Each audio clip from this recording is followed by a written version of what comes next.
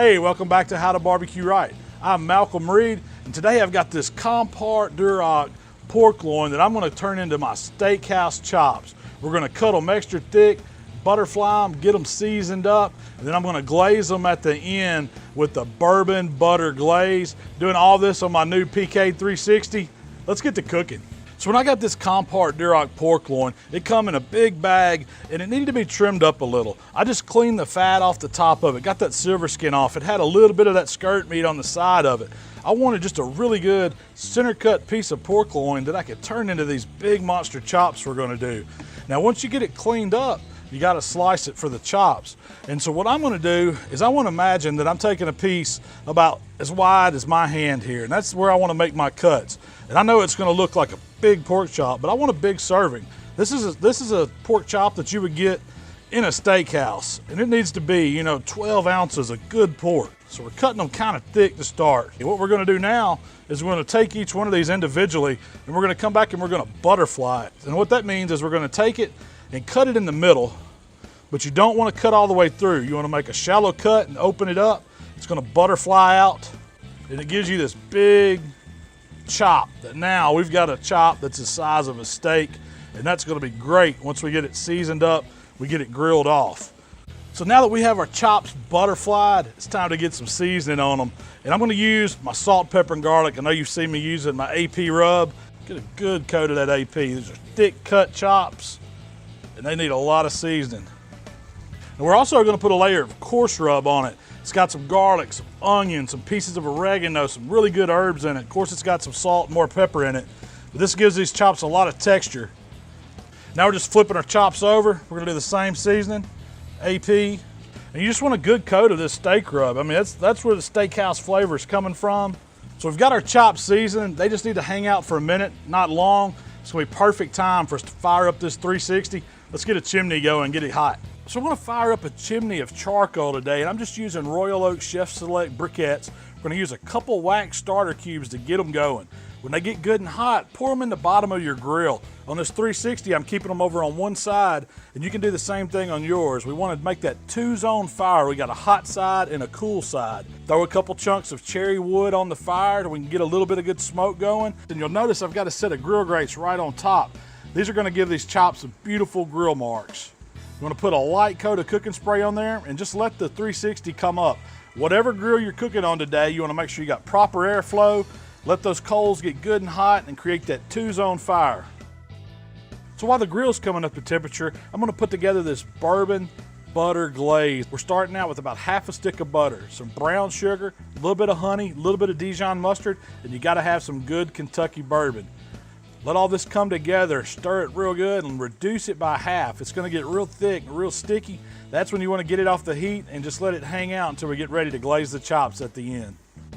All right, I got my 360 good and hot, and I've got that two-zone fire going. So the first thing we're gonna do is we're gonna start these chops over on the hot side, get some good grill marks on them, then we're gonna finish them over on the cool side. And you can work in batches. You don't have to put them all on at the same time. Get them on and press them down a little bit. Get a good contact with the grill. I'm gonna put 3 on here this first go. That looks right to me. Get a timer going for 2 minutes. Okay, it's been 2 minutes on this first side. We're gonna go ahead and get a twist on these chops so we can get our grill marks going. Just pick them up. We're just giving them a spin. A little tilt. The lid closed. Get that timer going again. Let's go 2 more minutes. All right, we've been a total of 4 minutes. Now these chops should have some really great looking grill marks on them thanks to these grill grates. Now we're gonna get them over to that cool side. And check that out, that's what you wanna see. A good hatch pattern on them. We still got a ways to go, but we can go ahead and start our others. We're just gonna let these hang out over here in the cool zone while we put these on. All right, these chops have been on first 2 minutes. Time to give them a twist. Let's get that lid closed. 2 minutes. All right, it's time to flip these last 2 chops over. What kind of grill marks we got on them? Oh, those look beautiful. Perfect marks. Now we've got these chops all on the cool zone of our fire. We can go ahead and start looking at our internal temperature to see where we're at. This one's closest to the fire. And you can see we're still coming up under 100 degrees. We've got these great looking sear marks on them. Now we just want to slowly bring the internal temperatures up. We're going to get that bourbon butter glaze on at the very end of them to really make them shine, give them some awesome flavor at the end.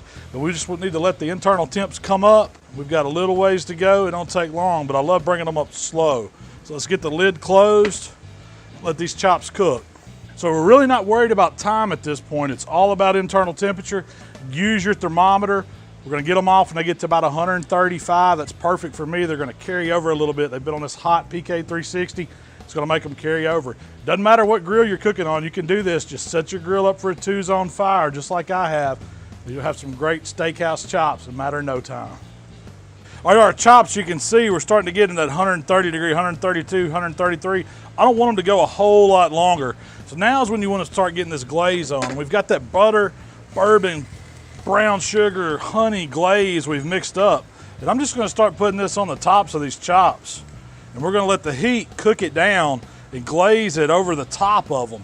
We're just hitting all of them with this thick butter and bourbon glaze. Now we're going to get the lid closed. We're going to let this glaze cook down over these chops. And they're going to finish out those few degrees.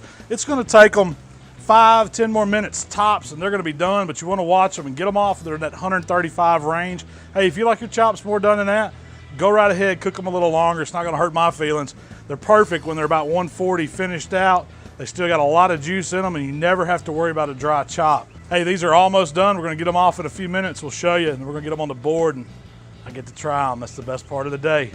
All right, so we've been glazed for about 5-6 minutes, and I know these off ones, we're looking about 136. I mean, that's perfect. That's right where I want them. We're looking good. These chops are ready. Let's get them up. But I want you just to see how amazing these steakhouse chops look. I mean, they got perfect grill marks. That bourbon butter glaze all over the top of them. I know they're going to be cooked just right. I can't wait to try one. Let's let them rest for a few minutes over on the cutting board. I'm going to cut into one. All right, our chops have been hanging out for about 5 minutes here. They've carried over just enough. Man, you want to eat them really hot. That's how I want them, at least. But real quick, before I cut into one, let's talk about what we did. We started with a big piece of that center cut pork loin. I cut it extra thick, and then we opened those chops up right in the middle that we created, and it kind of expanded them, it butterflied them out. It gave us that steakhouse portion chop. And you know that's a meal, a chop this size. Seasoned them with that salt, pepper, garlic, AP rub, a little of that coarse ground steak rub, and then we got them on a hot grill. Cooked them on my 360 today, 2-zone fire, and that's what really does justice to these thick cut chops. It lets us put a sear on that first side, and then when we flip them over, we get them up and we get them to the off side, and we can watch those temperatures. We can slowly come up. We made that awesome bourbon butter glaze that we put over the top. It's got them sticky. It's got a lot of caramel flavor to it. Really makes these chops pop. I'm gonna get one off and we're gonna try it. I'm gonna get this thick one here and let's just cut into one and see what we got. See what we're working with. Oh, look how that meat's just, it's got a perfect cook to it all the way through. A little pink, and that's okay. Pork chops, hey, if that scares you, cook them well done, but I like mine this way. Perfect through and through. And I'm gonna get a piece out here and get a bite of it. I wanna make sure I get a bite with some glaze on it. Cooked perfect, it's tender. That compart meat just melts in your mouth. I love that bourbon glaze. The butter brings a richness to it, and that bourbon really comes through, but it's subtle. It's got really good flavor. You can taste the salt, pepper, and garlic. That's what we want in those rubs, and that bark that the steak rub creates. It's amazing. Hey, these chops truly are steakhouse quality. I'd be proud to get one anytime I went to a fancy steakhouse. You can do them at home just as easy as I did. Give this recipe a try. It's simple, and I promise you, you're really gonna love it. Hey, thanks for checking us out here at How to BBQ Right. Subscribe to our channel if you wanna know when we're putting out new stuff, and you can send those questions and comments to our Facebook and Twitter as well. We love those. We're gonna try to answer all of them. We'll see you guys next time.